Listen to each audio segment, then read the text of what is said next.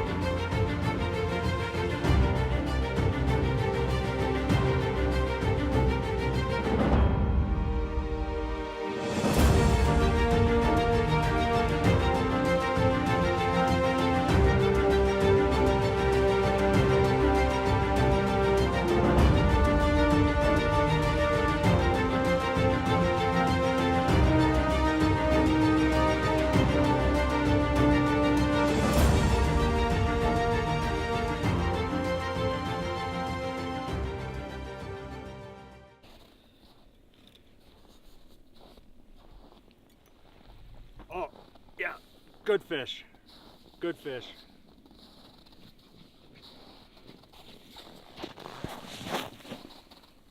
Just crush that spoon. I hope this will. Oh, yeah. Woohoo! Yeah. That's what I'm talking about. Look at that tank. Oh my Beautiful God. orange fins. That thing's got to be 15 and a half inches. Yes! That's how you start on a trip with a bang right there, baby. What an Look at the absolute giant. size of that perch. Just a tank.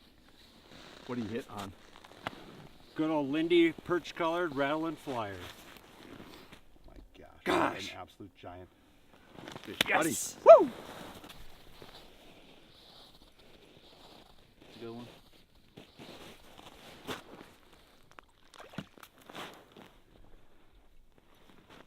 So much fun on the panfish in there. Oh, it's a giant. That's one of the smaller size ones out here. Believe it or not. Jake keeps calling these the pups. Can't wait to see what one of the big ones looks like.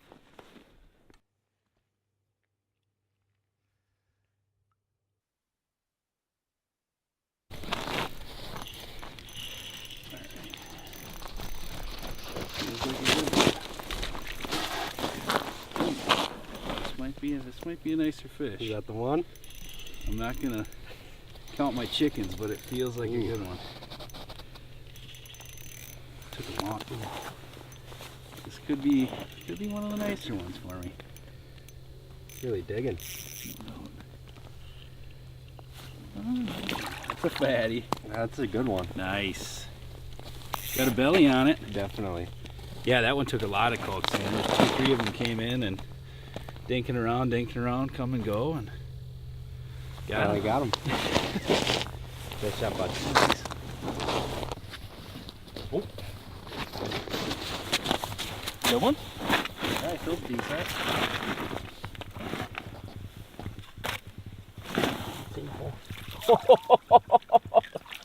Dude. Alright. That's Alright, a giant. So we had to make a little move. We're out fishing some deeper water here, about 28 foot. Went ahead and pushed into the 12 foot, stuck on the jig and wrap, and got us a decent one here. We have a low pressure day. We've got a big front coming in tomorrow, and so we think these fish are really starting to fire up. And hopefully they continue to fire up throughout the rest of the day, and we can pull in a couple more of these. Travis Spillman here with JT Outdoor Products. We just made a move. Oh, there we go. So anyway, we're on a kind of a sunken road here.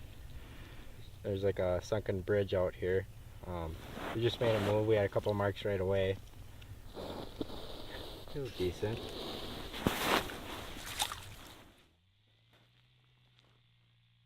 So Max, you and I have been talking about doing this trip to Cascade for, many years now, and obviously it's a bucket list for a lot of people. There's been kind of a lot of press on this, but man, what a special place, and it's pretty cool that the group of guys that we have too. I mean, we run a busy tournament schedule, so it's tough to find time to just get together and have fun and just go fishing without the pressure.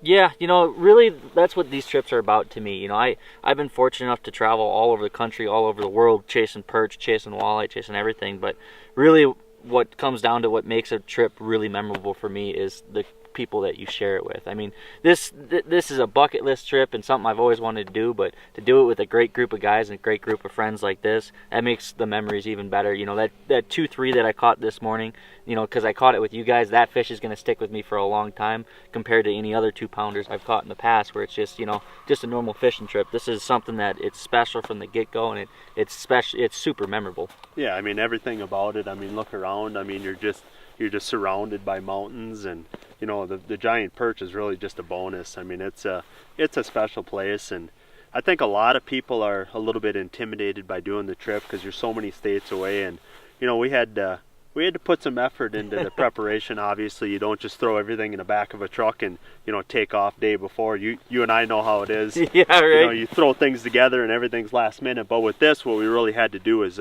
plan our gear. We had to ship things out in advance. We had to rent some vehicles. But really, in the end, everything came together pretty seamlessly, and just with a little bit of preparation, it's definitely a trip that really anybody can pull off. Yeah, and it was, it really didn't break the bank too much to come out here. I mean, probably my most expensive part was just the plane ticket to get here. Everything else, which is still affordable. Yeah. I mean, you're talking about we found our tickets for $350, and got a cabin for $100 a piece. A beautiful cabin right here on the lake where you could snowmobile right out of. Yep. Snowmobile rental was affordable, so oh yeah, it's definitely very doable, and what a special place and a memory that I'll never forget. Me neither. I cannot wait to come back. When I came out here yesterday morning, first 5 minutes of the day, I just sat there and did circles looking at the mountains. Just in awe. Where else in the country can you catch giant perch and sit there and have mountain ranges surrounding you? Yeah, absolutely. Well, let's get a few more 2-pounders. Yeah, let's get one more. Catching a lot of nice perch out here. Kind of I would say let's see what that one goes. I'd say this 14. one's probably about average of what we've been catching. They definitely vary on how fat they are, but kind of I'd say the shelf mark for kind of a mounter is everybody's looking for that over 2.5 pound. Something like this is probably a little over 1.5 pounds. Smallest we've probably been seeing is like 12 inches though, 13. Yeah, a couple of smaller ones here and there, but the consistency is unbelievable. I mean, it's really something to see. And then especially, I mean, you coming from Midwest lakes and glacier lakes and stuff like that, you get you catch one like that might be your biggest fish of the trip, and can't go very many places having a 14-inch perch average. And then to catch something like a 15, which that's kind of what we're all after, 15 and a half, 16-inch fish that's 2.5+ pounds. That's what a guy's looking for. Definitely.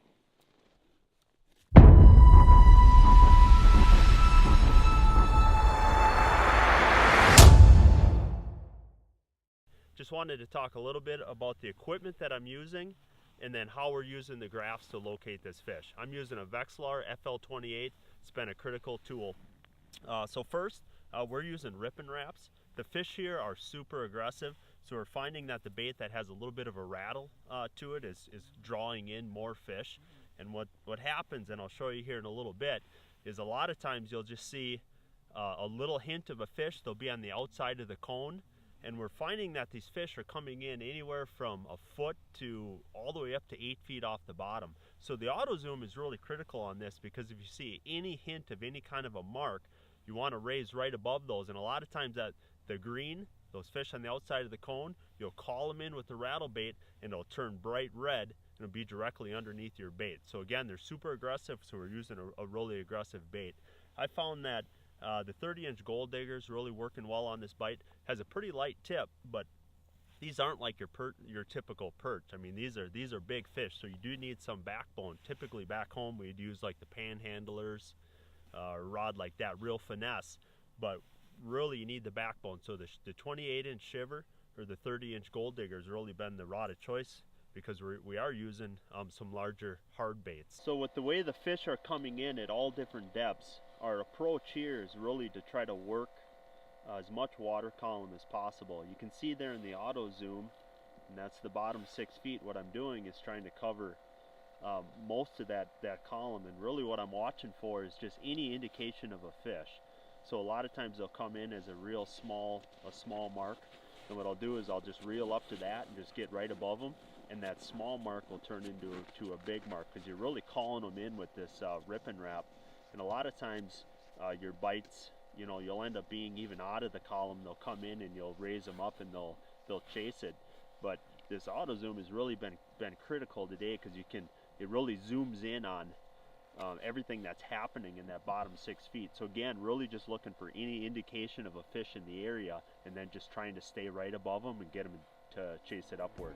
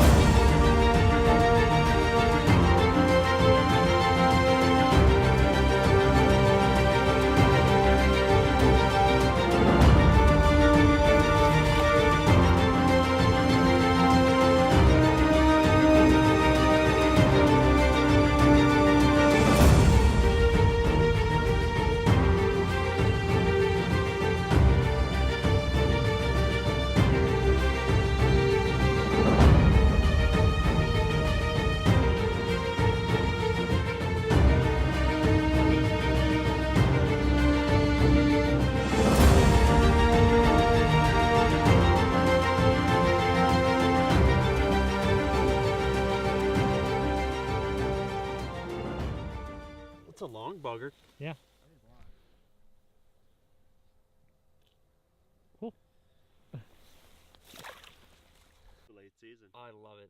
Yeah. So Matt, are you gonna kick it off and then we'll answer? Yeah, but it was actually a really good moment there, and you guys just, as soon as you heard the beep, you guys stopped talking.